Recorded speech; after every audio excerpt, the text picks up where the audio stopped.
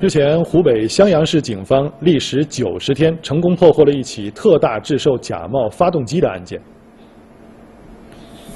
去年11月，某知名品牌发动机企业工作人员向襄阳警方报警，称在襄阳有不法商人假冒某知名品牌发动机注册商标，制造发动机对外销售。通过前期秘密侦查，警方了解到，在当地有2家制造假冒知名品牌发动机的企业，并初步掌握了他们的制假过程。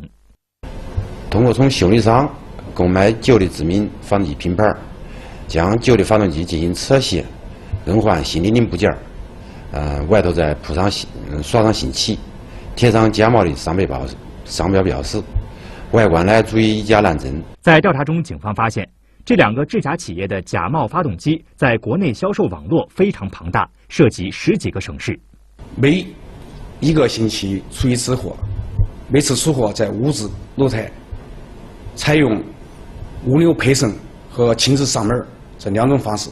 为了一网打尽，警方决定利用长线搜证的侦破策略，以确保这2家企业的制假销售网络彻底铲除。去年12月，侦查员发现即将有大笔交易将要进行，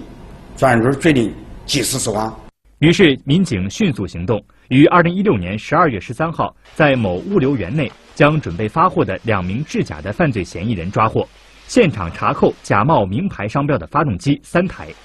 同时，警方继续对另一家制假企业秘密跟踪，在今年2月21号对其制假窝点展开抓捕。警方在制假现场抓获犯罪嫌疑人6名，扣押假冒名牌商标发动机6台及大量涉案物品。随后，警方在犯罪嫌疑人的销售下线查扣22台假冒名牌商标发动机。警方发现，这2家制假企业近年来销售假冒名牌发动机300余台，涉案金额2000余万元，涉及全国18个省份。目前，警方已联合工商部门对此案进行进一步调查。